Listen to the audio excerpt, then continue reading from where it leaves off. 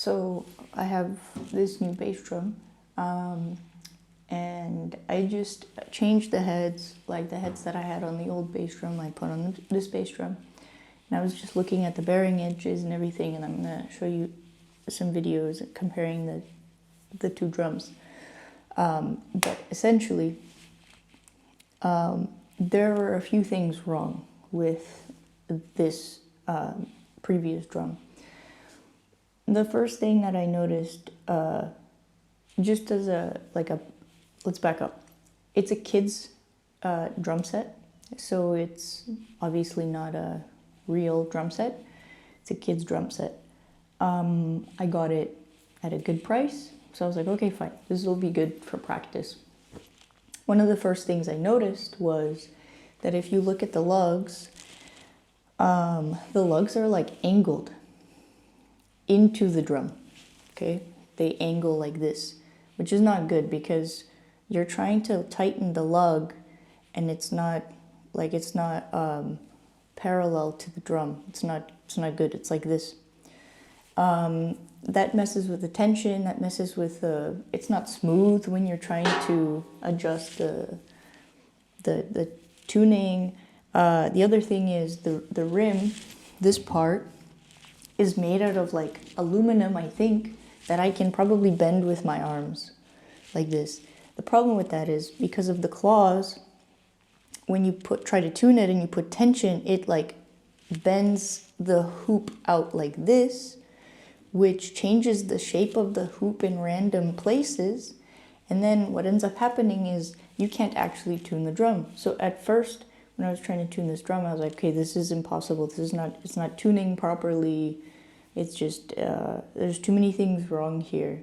There's no support. There's no, everything is just super fragile. Obviously poorly made, made out of bad materials. And then inside you can see that it's actually made out of 2 pieces of wood, which usually it's like 1 piece and there's 1 seam. But in this kid's drum set, there are 2 seams in the bass drum, which at first, I've never seen that before. I don't know if that's normal. Maybe you guys can give some examples of if you have seen that or not, but I've never seen that before, and that was the first sign. I was like, okay, this is weird. The drum in general is very thin. I counted the plies. I think it's 4 ply, but it's like ridiculously thin, very light. The bearing edges are pretty bad on the drum. The hardware is super light, very bad quality, very bendable, like I mentioned. And it was an interesting experiment, right? Putting good heads, good Remo heads that I would use on any other bass drum on this kid's drum and trying to use it for practice. And it was an interesting experience because I couldn't actually tune it properly at all.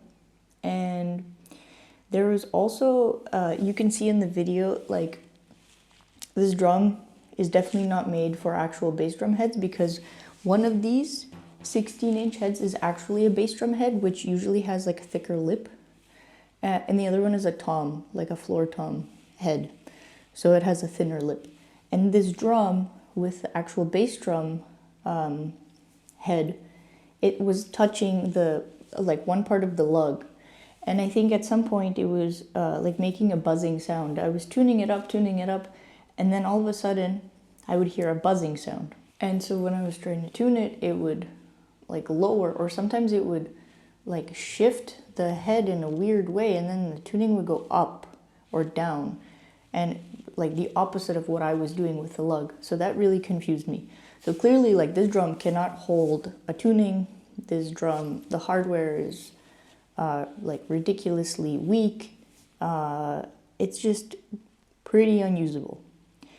I would say at this point, having tried to use this drum, probably better off just getting a cardboard box and playing that. It's cheaper and it's less work, and to be honest, the tone is probably the same.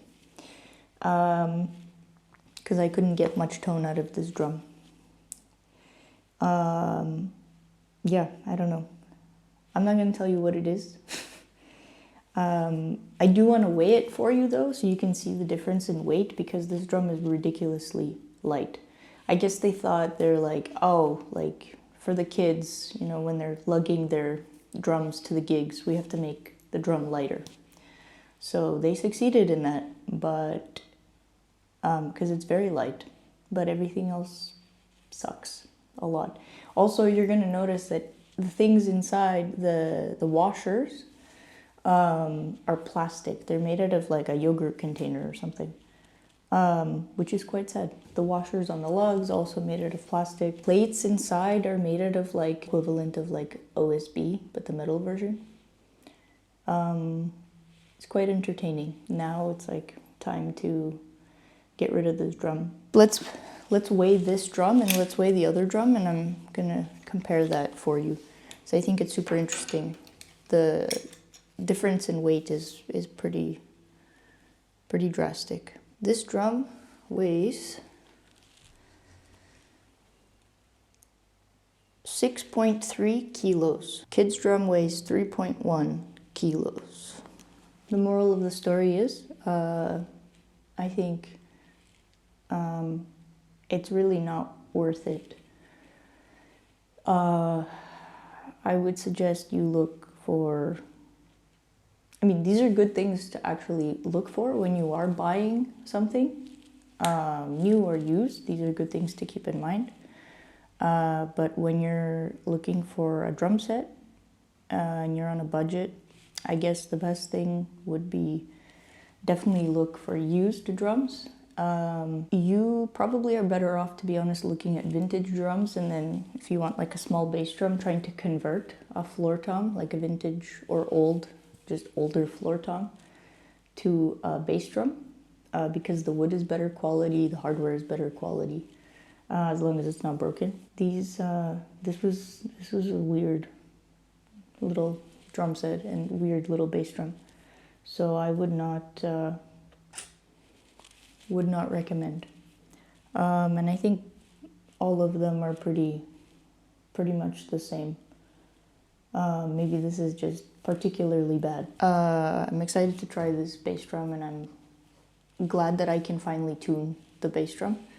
I was really missing that, I think, in my practice, having like a real drum, because I was like excited to get a bass drum, but then I couldn't tune it, so it's like I'd rather just play a cardboard box at that point, you know? So here we are, living and learning.